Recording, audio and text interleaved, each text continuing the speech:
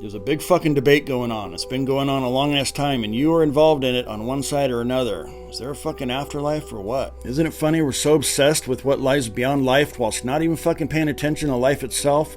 Not only are we obsessed with belief, we're equally stuck in memories, which weave together and become stories called me, or we worry about or race towards a non-existent concept called future, and thus we're completely missing the moment, this funny little thing called now. Well, how about this? In regards to an afterlife, let's just table that shit for now, because ultimately a belief in an afterlife is just a salve to comfort us from all our mutually inherent baseline fear, the fear of annihilation. People like to vilify the ego, but the ego is just a scaffolding, and its job is to prove to itself that it exists separate from other shit, and then our consciousness becomes identified with the alleged proof that the ego supplies by labeling and categorizing objects of reality. So ego and annihilation are opposites. The ego can't handle annihilation, so it tackles death. There's no denying that our meat tractors will one day stall out and die, so the ego latches onto a concept called soul to comfort that inherent terror of non-existence and creates a place called heaven or whatever the fuck you want to call it. Now, to be very clear, I'm not saying there is or is not an afterlife. I'm simply pointing out our proclivity towards belief and attempting to reveal to you the father of all fear, annihilation. To cut to the chase, I'm saying maybe don't fucking worry about it. You can't know about transcendent states until you've transcended. And currently we are functioning through a wrinkly pink meat computer, which is pretty badass in its capabilities, but is still extremely limited and governed down through the process of evolution. We always want to know what's beyond, and so we go way out to try to find it, and while way out there we say, well shit, it's not here, not out far enough, so we go way further out and say, fuck, it's not here either, I gotta go even further. All the while, the thing we seek is so close we don't see it. It's closer than close, we're just chasing our fucking tail. Sometimes we're obsessively driven to know what's beyond because we're not having such a great fucking time in this particular reality, so the concept of a mysterious dimension or heavenly realm or whatever the fuck is very compelling. Again, to be clear, I'm not saying there is or isn't. I'm just pointing out how we, with our very limited framework of reality, create concepts and stories and why we do it.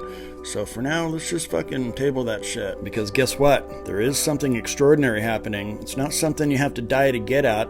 It's not a place you need to go. It's not a dogma you need to follow or a set of instructions or rules or actions or beliefs. In fact, ironically, all these things that we've come up with to try to understand and connect with something bigger than ourselves are the very things that obscure it.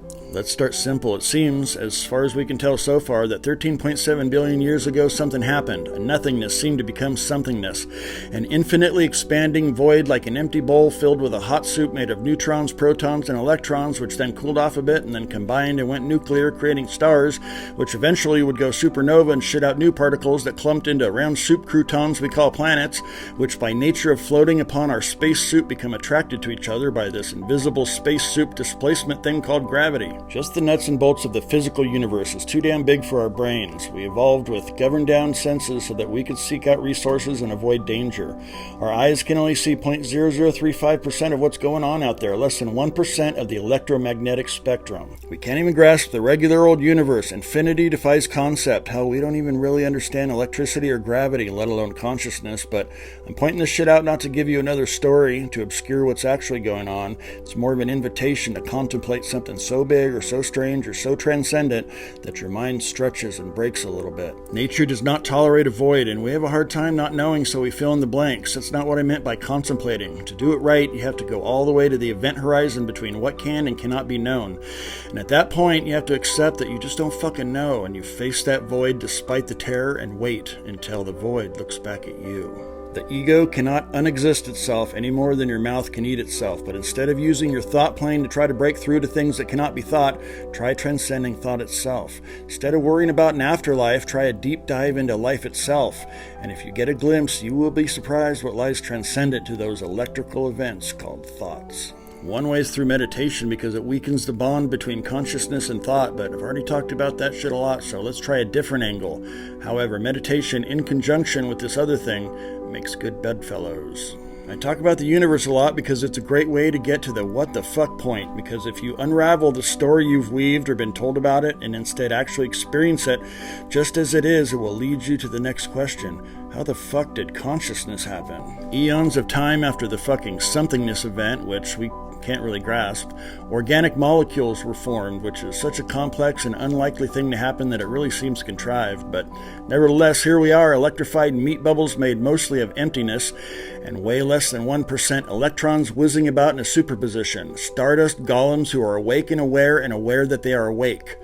The first step is to get to the what the fuck point where you realize you just can't possibly grasp or know the mystery of it all with the faculty of thinking. Step 2 is to realize that the most miraculous thing in the known universe is this thing we're calling consciousness. I like to call it awareness without the of. Step 3 is to realize that even though science doesn't know what the fuck consciousness is, you do, because it's not a thing you study, it's the substratum of your experience of existence. But look, you've got to get yourself to the what the fuck point. You can contemplate very big or very small. For example, the meat tractor you think is you is actually one single kind of cell that started splitting exponentially, and this same cell agreed in different stages of its splitting to change into different kinds of cells, like we'll become neurons for thinking, and other cells are like, we'll turn into skin, and others go, we'll be the toenails, and some are like, fine, we'll be the buttholes. All these things work together to create an organism you think of as you for the sake of their own survival. They created a cosmos of meat to move through reality to deliver their cellular universe oxygen and nutrients and shit. What the fuck? Some of you won't like this, but the thing you think you are contains more bacteria and viruses squirming around inside and out than the thing you think of as you contains human DNA. What the fuck? You could also just stare at a fucking leaf, a thing that was somehow coded within a tiny seed that sprouted and drew nutrients in and somehow knew to become a certain kind of tree that grows a certain way and makes these leaf things to absorb light and create oxygen, and somehow knows that the leaves almost die at a certain time and regrow. And actually, what the fuck? How do it know? We can learn all about biology and physics and psychology, but I'm talking about going deeper than the knowledge, going beyond the story that we tell based on the knowledge. Transcend the familiar and see a thing as it is. If you can do that, you'll reach the what the fuck point. When you reach the what the fuck point, you create a void. Step 4 is to fucking stare at it. Don't let a story flood in. Just stare at it and experience actual astoundment at the thing. And whilst astounded, become even more blown away that you have this even more miraculous thing we're calling consciousness with which to experience astoundedness. What the fuck? I could go on, but you have to figure out how to get yourself to the what the fuck point. If we can drop our stories and stop being stuck in past or future, then what's left is an experience of now, which both transcends all the things aforementioned that have obscured, but also is the most intimate and fundamental experience of existing that you realize you've never not been aware of without realizing you realize it. It's not for everybody. It's no easy thing to go beyond everything you think you know, let alone transcend millions of years of human evolution, but some feel they must, which in itself appears to be evolution. If you feel you must at all costs, I get you. These folks with a burning aspiration to know what lies behind the curtain and to expand are in league with the tendency of the cosmos to expand and unfold and become more. But watch out, that ego will try to co-opt your expansion and make it about itself existing and will fuck up your what the fuck moments. We think we're hot shit, that for a bunch of hairless apes we've figured out some admittedly amazing technology, but nature is never satisfied either and wants to expand and go beyond. What evolves past biology and knowledge and technology seems inevitable. Increasingly complex and wakeful meat antennas for the ineffable signal that permeates all things to be picked up on. Ever-expanding apertures for a wakeful emptiness to peer through. So afterlife, schmafterlife, what the fuck? We've got a full plate already that we have yet to even dig into. Do you know what it looks like to seek out these what the fuck moments? It doesn't look like anything from the outside. It looks like you looking, aware that you're looking, and tracing that look back to look at the looker as the looker. And the looker just looks. It's our wrinkly pink meat computer that labels and defines and lays a grid work of stories over the data. Just do what you do every day, but extrapolate in reverse to lean back past the doer of what you're doing. Alrighty, well, that's all I have to say about that. Toodaloo.